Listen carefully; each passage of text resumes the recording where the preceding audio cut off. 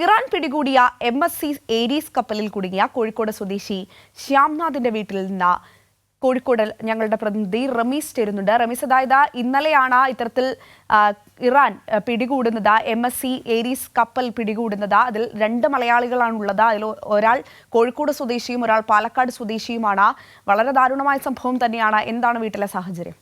അഞ്ജന, ഇന്നലെയായിരുന്നു MSC കമ്പനിയുടെ Arias കപ്പൽ ഇറാൻ പിടികൂടിയത്.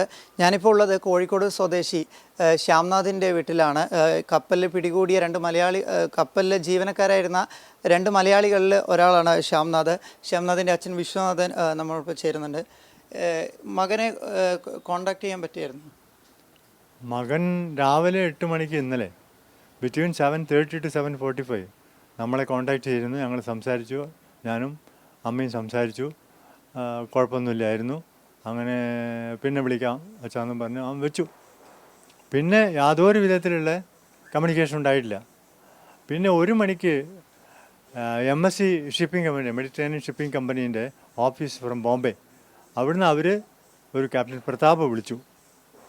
ഇങ്ങനെ ഷിപ്പ് ദുബായ് വിട്ടു അബൌട്ട് 90 നോട്ടിക്കൽ മൈൽസിൽ ഇറാൻ്റെ ഹെലികോപ്റ്റർ വന്ന് അവരെ അറ്റാക്ക് ചെയ്തു. ഷിപ്പിലിറങ്ങി അറ്റാക്ക് ചെയ്തു. അവരൊക്കെ അവിടുത്തെ ഗാർഡ് തന്നെ, മനസ്സിലായില്ലേ? അപ്പോൾ അവർ അറ്റാക്ക് ചെയ്തു. പിന്നെ കമ്മ്യൂണിക്കേഷൻ ഒന്നും ഇല്ല എന്നുള്ളതാണ് അവർ പറഞ്ഞത്. അപ്പോൾ എന്തെങ്കിലും കമ്മ്യൂണിക്കേഷൻ കിട്ടുകയാണെങ്കിൽ നമ്മളെ ഇൻഫോം ചെയ്യണം, അല്ല ഞങ്ങൾക്ക് എന്തെങ്കിലും കിട്ടുകയാണെന്നുണ്ടെങ്കിൽ നിങ്ങളെ ഇൻഫോം ചെയ്യാമെന്ന് പറഞ്ഞു. പക്ഷേ സോഫാർ നോ കമ്മ്യൂണിക്കേഷൻ അവരുടെ കയ്യിൽ നിന്ന്. ഷിപ്പൊന്നുമില്ല, ഇവിടുന്നുമില്ല. മകനിപ്പോൾ എത്ര കൊല്ലമായി ഈ ഒരു കമ്പനിയിൽ ജോലി ചെയ്യുന്നത്? ഈ കമ്പനിയിൽ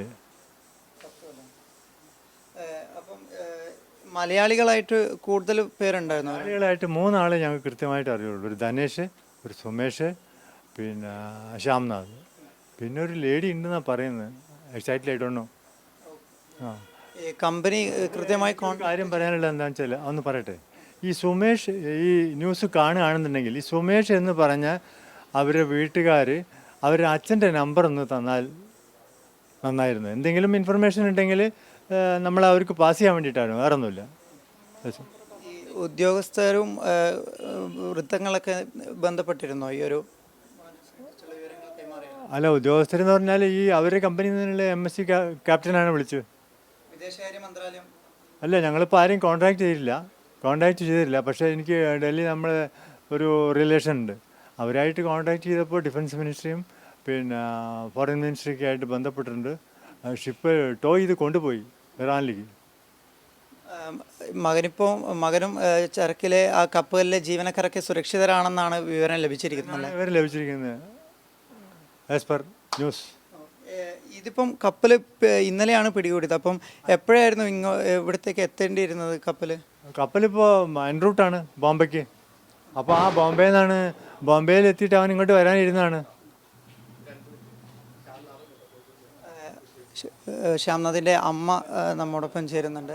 അമ്മ, മോനെ കോണ്ടാക്ട് ചെയ്തപ്പോൾ എന്തായിരുന്നു പറഞ്ഞത്? അവൻ ഇന്നലെ 7:30 8 മണീൻ്റെ ഉള്ളിലാണ് അവൻ വിളിച്ചത്. അപ്പോൾ അവൻ ദുബായ് വിട്ടു.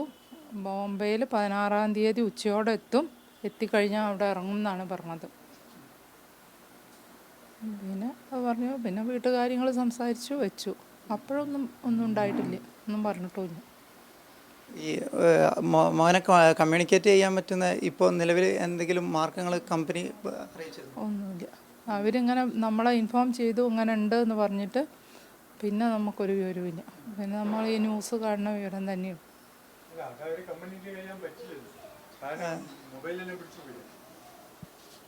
അഞ്ജന, ശ്യാംനാഥിൻ്റെ കുടുംബമാണ് നമ്മോടൊപ്പം ചേർന്നത്.